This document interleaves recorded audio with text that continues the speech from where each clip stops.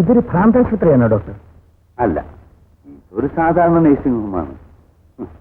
ആ ജനിച്ചിരിക്കൂ. എനിക്ക് ചിലതൊക്കെ അറിയണമെന്നുണ്ട്.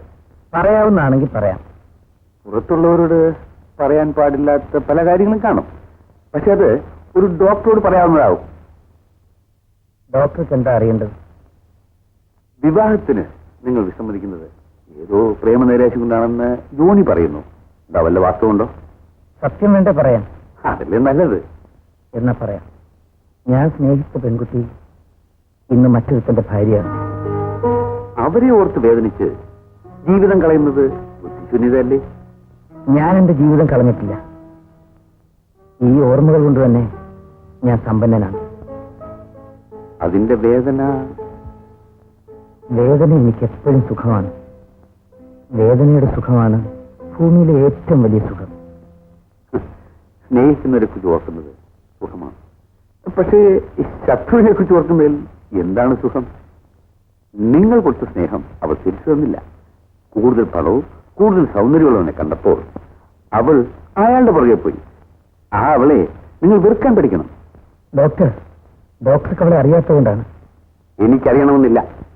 അത്തരം ഒരു പെൺകുട്ടിയെ കുറിച്ച് അറിയാൻ ഞാൻ ഇഷ്ടപ്പെടുന്നില്ല. അപ്പോ ഞാൻ ഇറങ്ങട്ടെ. ജെയിംസ് ഒറ്റയ്ക്കൊന്നും മുഷിയില്ലല്ലോ? ഇല്ല, നേരം എന്റെ കുറപ്പ്. Very good. ഞാൻ പിന്നീട് വരാം.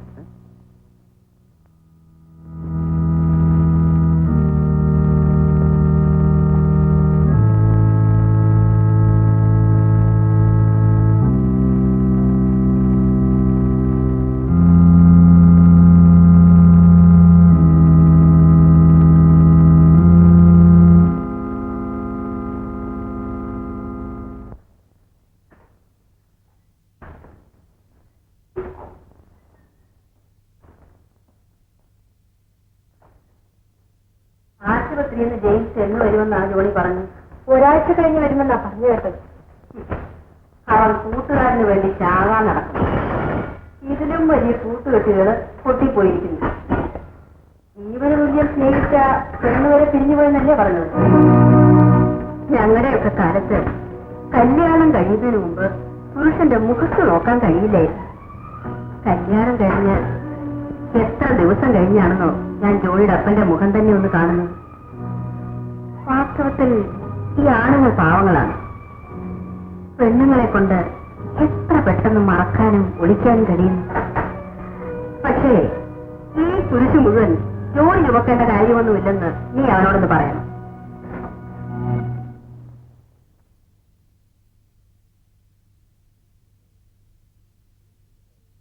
മിസ്റ്റർ ജെയിംസിന്റെ കാര്യത്തിൽ എനിക്കിതുവരെ ഒരു തീരുമാനത്തിലെത്താൻ കഴിഞ്ഞില്ല. വ്യത്യസ്തമായ കാരണങ്ങളാണ് അയാൾ പലപ്പോഴും പറയുന്നത്. അത് തന്നെ മാനസിക രോഗത്തിന്റെ പ്രധാന ലക്ഷണമാണല്ലോ. ജെയിംസ് വായിക്കുന്ന പുസ്തകങ്ങൾ അധികവും ഫിലോസഫിയുമായിട്ട് ബന്ധപ്പെട്ടവയാണ്. കോളേജിലിരുന്ന കാലത്ത് അയാൾക്കാലൊന്നും താല്പര്യമില്ലായിരുന്നാണ് ജോണി പറഞ്ഞത്. മാനസികമായി അയാൾ കൂടുതൽ ഉയർന്നു എന്നല്ലേ അത് തെളിയിക്കുന്നത്? ആയിരിക്കാം. പക്ഷേ എനിക്ക് തോന്നുന്നത് മറ്റേതോ ചിന്തകളിൽ നിന്ന് രക്ഷപ്പെടാൻ വേണ്ടിയാണ് അയാൾ ഈ പുസ്തകങ്ങൾ അഭയം തേടുന്നത്. ജോണി ഒഴിച്ച് അയാൾക്ക് സുഹൃത്തുക്കൾ ആരും ഇല്ലാത്തതാണ് വലിയ ബുദ്ധിമുട്ട്. ബാങ്കിൽ പോലും അയാൾ ഒറ്റപ്പെട്ടവനെ പോലാണല്ലോ കഴിയുന്നത്. ഏതായാലും ജെയിംസുമായി ഞാൻ ഒന്നുകൂടി സംസാരിക്കട്ടെ. ഒരുപക്ഷെ മുമ്പ് പറയാത്ത പുതിയ കഥകൾ എന്തെങ്കിലും കിട്ടിയാലോ? ശരിയാണ്. എന്തൊരു ശല്യമായത്! എനിക്ക് വേണ്ടെന്ന് പറഞ്ഞില്ലേ? അതെന്നോടല്ലേ പറയേണ്ടത്? മരുന്ന് കഴിക്കേണ്ടത് രോഗികളല്ലേ? എന്റെ ഡ്യൂട്ടി നിങ്ങളെ കൊണ്ട് മരുന്ന് കഴിപ്പിക്കുക എന്നുള്ളതാണ്. എനിക്ക് രോഗമില്ല. അത് ഡോക്ടറാണ് തീരുമാനിക്കേണ്ടത്. എന്റെ കാര്യം ഞാൻ തീരുമാനിച്ചോളാം. ഇപ്പോഴേ മരുന്ന് കഴിക്കൂ. തീരുമാനമൊക്കെ നമുക്ക് പിന്നെ ആവാം. അത് നീ നിന്റെ കാമുകനോട് പറഞ്ഞാൽ മതി. അനാവശ്യം പറയുന്നു. ഞാൻ കുടുംബത്തിൽ പറഞ്ഞോളാം. ഞങ്ങളെയൊക്കെ പെറ്റിട്ടത് റോഡില. കാര്യമായ അസുഖമൊന്നുമില്ലെന്നാണല്ലോ ഡോക്ടർ പറഞ്ഞത്. അത് വെറുതെയാ. അങ്ങേരൊരു പഴയ കാമുകനാ. ഈ ഗുളിക കഴിക്കൂ. എനിക്ക് വേറെ ജോലിയുണ്ട്. ഓ, കാമുകൻ വരാൻ നേരമായല്ലേ? ഇതെങ്ങനെ അറിഞ്ഞു? ആദ്യത്തെ കാമുകനുമായി നീ പിണങ്ങിയത് വലിയ തെറ്റായിപ്പോയി. അതുമറിയാമോ? അറിയാം. ഭൂതവും ഭാവിയും വർത്തമാനവും എല്ലാം എനിക്കറിയാം. അയാളുടെ സ്വഭാവം മഹാമോശമായിരുന്നു. നിനക്ക് മറ്റൊരാളുമായി സ്നേഹമുണ്ടെന്ന് പറഞ്ഞല്ലേ? അയാൾ പിണങ്ങിയത്? ഏയ് കാമുകിനെ, ആണുങ്ങൾ നിനക്ക് പന്താടാനുള്ള വിനോദവസ്തുവല്ല, പ്രേമം ദിവ്യമാണ്. കൊണ്ടുപോവാ ഗുളിക.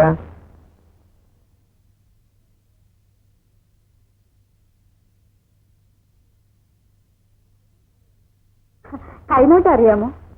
എല്ലാ നോട്ടവും അറിയാം. നീ ഇപ്പൊ പോ.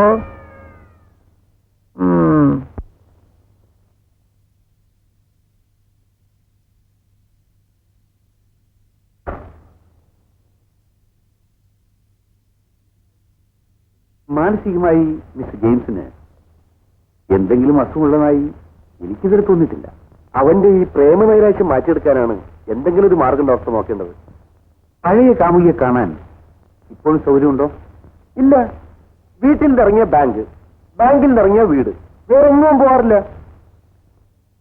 കൂടെ കൂടെ കാമുകിയെ കാണാതെ ഈ വിചാരം ഇത്ര ശക്തിയാൻ വഴിയില്ല. ആ, ഒരു ഫോട്ടോ അവന്റെ കയ്യിലുണ്ട്.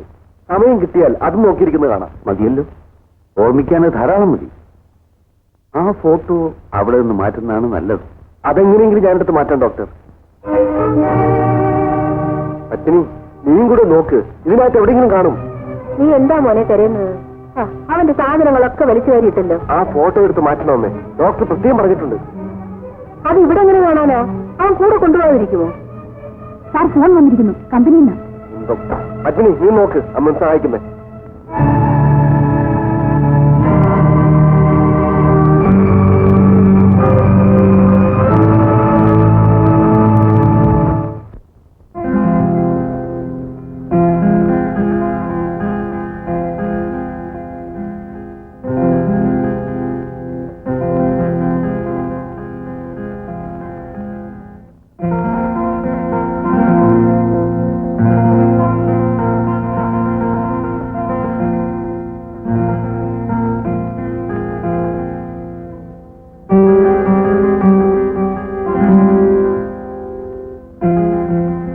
കാപ്പി.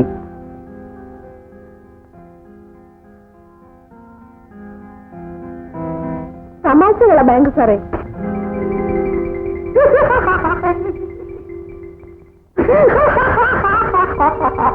ഓടിക്കോ. വിവരത്തിന് കത്താക്കളാ.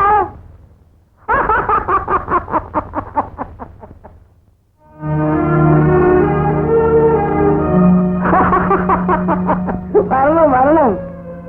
എത്ര നാളായി ഈ വഴിക്കൊക്കെ ഒന്ന് വന്നിട്ട്. ചായയോ കാപ്പിയോ? മുറി മാറിപ്പോയോ? കാണുന്നുമാണ്, വേറെ ഉണ്ട്. അങ്ങോട്ടിരിക്കാം. എന്നാ നാരായണ, ഇസ്മേലേ. ഓ, ഒന്നിനും ഒരു സമയത്ത് അന്വേഷിച്ച് കാണില്ല. എവിടെ പോയി കിടക്കുന്നു? നാരായണ, ഇസ്മേലേ, എടാ ഗോപാല. അവന്റെ മുറി ഇത് തന്നെയാ. സാധനങ്ങളൊക്കെ ഇരിക്കുന്നുണ്ടില്ലേ? ആ, നീ അവിടെ ഇരിക്കും. അവൻ പുറത്തെവിടെയെങ്കിലും കാണും. ഞാൻ പോയി വിളിച്ചോണ്ടിരാം.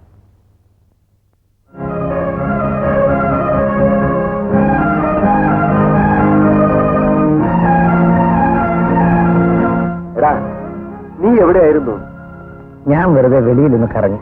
ഇവിടെ തനിച്ചിരുന്ന് വല്ലാതെ മുഷിഞ്ഞു കാണും. നമ്മുടെ ശ്രീമതി ഇവിടെ വിട്ടിട്ട് പോകുന്നു. ഞാൻ ഓഫീസിൽ നിന്നും വരുന്നത് വരെ നിനക്കൊരു കൂട്ടായി. എല്ലാ പത്മിനി.